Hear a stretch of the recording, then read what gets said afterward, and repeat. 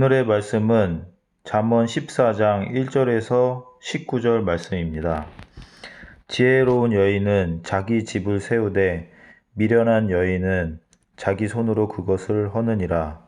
정직하게 행하는 자는 여호와를 경외하여 또 패역하게 행하는 자는 여호와를 경멸하느니라. 미련한 자는 교만하여 입으로 매를 자청하고 지혜로운 자의 입술은 자기를 보전하느니라. 소가 없으면 구유는 깨끗하려니와 소의 힘으로 얻는 것이 많으니라. 신실한 증인은 거짓말을 아니하여도 거짓 증인은 거짓말을 뱉느니라. 거만한 자는 지혜를 구하여도 얻지 못하거니와 명철한 자는 지식 얻기가 쉬우니라. 너는 미련한 자의 앞을 떠나라. 그 입술에 지식 있음을 보지 못함이니라. 슬기로운 자의 지혜는 자기의 길을 아는 것이라도 미련한 자의 어리석음은 속이는 것이니라. 미련한 자는 죄를 심상히 여겨도 정직한 자 중에는 은혜가 있느니라.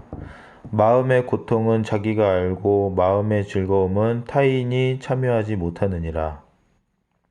악한 자의 집은 망하겠고 정직한 자의 장막은 흥하리라. 어떤 길은 사람이 보기에 바르나 필경은 사망의 길이니라. 웃을 때에도 마음에 슬픔이 있고 즐거움의 끝에도 근심이 있느니라. 마음이 굽은 자는 자기 행위로 보응이 가득하겠고 선한 사람도 자기 행위로 그러하리라. 어리석은 자는 온갖 말을 믿으나 슬기로운 자는 자기의 행동을 삼가느니라. 지혜로운 자는 두려워하여 악을 떠나나 어리석은 자는 방자하여 스스로 믿느니라. 노하기를 속히 하는 자는 어리석은 일을 행하고 악한 계교를 꾀하는 자는 미움을 받느니라. 어리석은 자는 어리석음으로 기업을 삼아도 슬기로운 자는 지식으로 면류관을 삼느니라. 악인은 선인 앞에 엎드리고 불의한 자는 의인의 문에 엎드리니라. 아멘. 성경은 지혜를 규정할 때 굉장히 복합적인 개념으로 이해하면서 규정하고요. 또한 지혜로운 자도 역시 마찬가지로 굉장히 복합적인 개념으로 이해하고 있음을 알 수가 있습니다. 특별히 오늘 본문이 그것을 분명하게 보여주는데요. 지혜로운 자라고 하면서 이 지혜로운 자를 여러 가지 다양한 표현을 써서 다시 한 번 더 말씀하고 있음을 볼 수 있습니다. 지혜로운 자, 또 지혜로운 여인이라고 표현하고 또 정직하게 행하는 자라고도 합니다. 뿐만 아니라 신실한 증인이라 하면서 신실함을 가진 자이기도 합니다. 이어 명철한 자이자 슬기로운 자, 그리고 선한 자이면서 의인이라 그렇게 말씀하십니다. 믿음의 사람이라 그렇게 표현해도 될 것 같습니다. 그러면서 이 지혜와 지혜로운 자를 다시 한 번 더 명확하게 드러내기 위해 이렇게 반대의 개념을 언급하는데요. 그 반대의 개념은 미련한 여인 또는 패역하게 행하는 자. 여기서 패역하다라는 말은 속이고 왜곡하는 사람이라는 뜻의 사기꾼이라고 번역해도 괜찮을 것 같습니다. 그리고 거짓 증인이라 하는 말에 거짓말하는 것이 이렇게 드러납니다. 거만한 자, 교만한 자이기도 합니다. 악한 자로 마음이 굽은 자라고 합니다. 또한 어리석은 자, 곧 남의 말을 쉽게 믿고 남의 꼬드김에 금방 넘어가는 사람을 또한 의미하기도 합니다. 전체적으로 불의한 자, 즉 구원에 이르지 못하는 자임을 분명하게 말씀하시면서 지혜는 이와 반대되는 것이라고 다시 한 번 더 정리하고 있습니다. 이렇게 정리하고 나니 보이는 것이 있습니다. 여러분, 지혜가 결국 사람과의 관계 속에서 열매로 드러나야 참 지혜가 된다는 것입니다. 지혜자는 그 지혜를 사람과의 관계 속에서 이렇게 온전히 열매로 맺어져 가는 사람을 지혜자라 하겠다는 것입니다. 우리가 지혜자라고 하면 하나님과 나와의 관계만 분명하게 성립되면 되는 것 같은데 성경은 그것이 아니라는 것입니다. 지혜자가 누구인지만 이렇게 생각을 하면 나 하나의 문제인 것처럼 개인 윤리로 보이지만 어리석고 미련한 자의 모습 속에서 지혜가 단순히 개인 윤리의 문제에 국한되는 것이 아니라 공동체의 윤리, 공공의 선에 해당되는 문제임을 금방 알 수 있습니다. 패역한 자, 즉 속이고 왜곡하는 사기꾼. 누가 사기칩니까? 누구에게 사기칩니까? 내가 너에게 사기칩니다. 거짓말은요, 역시 너에게 거짓말합니다. 거만은요, 네 앞에서 교만하다입니다. 어리석은 자도 너의 말에 속아 넘어가는 사람입니다.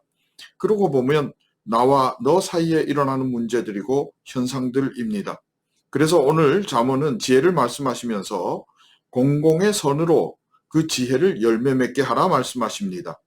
지혜가 여호와를 경외하는 것에서부터 출발한다면 그 지혜의 종착지는 지혜의 적용, 즉 삶 가운데에 여호와를 경외함이 드러나는 것이 지혜의 마지막 종착점이라 하는 것입니다. 다시 말해, 나는 하나님을 믿는 사람입니다. 하나님께서 내 죄를 다 용서하셨습니다. 라고 하는 사람이라면 다른 사람도 용서하고 다른 사람에게 하나님의 그 용서의 사랑을 드러내 줄 수 있어야 한다는 것입니다. 하나님을 경외하는 지혜자라면 그 지혜가 하나님을 경외함이 너에게, 당신에게 적용돼야 한다는 것입니다. 더 쉬운 말로 하나님의 말씀대로 사는 순종이 내 삶 속에 있어 그 말씀이 사람과의 관계 속에서 열매되어야 한다는 것입니다. 예를 들어서요, 여러분, 십계명입니다. 계명을 보면 크게 두 가지로 나누어집니다. 1부터 4계명까지는 하나님에 관한 것이요, 5부터 10계명까지는 사람에 관한 것입니다. 하나님에 관한 것이 계명이 4가지요, 사람에 관한 계명이 6가지입니다. 근데 하나님에 관련된 그 계명, 1계명부터 4계명까지 보면 그것은 사실 하나의 계명과 같습니다. 우상 섬기지 말라입니다. 다른 말로 오직 하나님 한 분만이 참 신이시니 그분만 섬기라 하는 말입니다. 이것 하나로 표현될 수 있겠습니다. 그런데 6개의 사람에 대한 계명을 보면 그것은 굉장히 다양하게 나타납니다. 부모 공경하라, 살인하지 말고, 간음하지 말고, 도둑질하지 말고, 거짓 증거하지 말고, 이웃것 탐내지 말라입니다. 자, 하나님을 사랑하는 것은 한 가지인데 이웃을 향한 것은 굉장히 다양하게 펼쳐지지 않습니까? 즉, 하나님을 사랑하는 사람이 나와 너 사이에, 이웃과의, 인간과의 사이에서는 이렇게 굉장히 다양한 것으로 드러나고 열매 맺어져야 하며 지켜져야 한다는 것을 보여주십니다. 오늘 잠언의 내용과 동일하지 않습니까?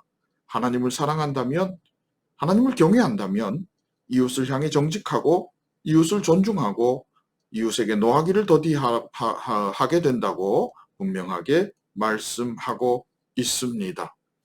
여러분, 하나님을 경외하는 자에게는 이렇게 이웃에 대한 여러 가지 삶의 형편 속에서, 삶의 관계 속에서 드러나야 하는 것이 있어야 한다는 것입니다. 그렇다면 반대로 이웃을 무시하고 거만하며 탐심과 욕심으로 그들에게 노하기를 쉽게 한다면 여러분, 지금 내 신앙에 적신호가 들어왔다 하는 말도 됩니다. 어떻게 해야 되겠습니까? 말씀 처방을 받고 기도의 자리로 나아가 성령 충만함으로 회복되어져야 하는 것입니다.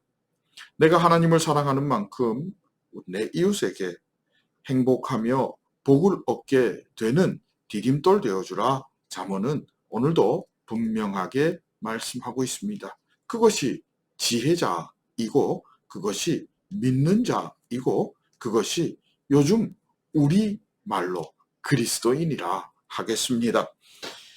이것이 예수님의 남은 고난을 채우는 일이 될 것입니다.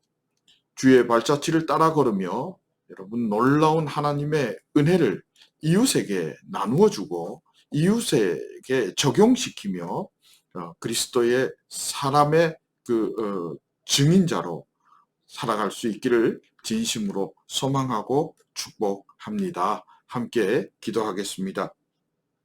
하나님 감사합니다.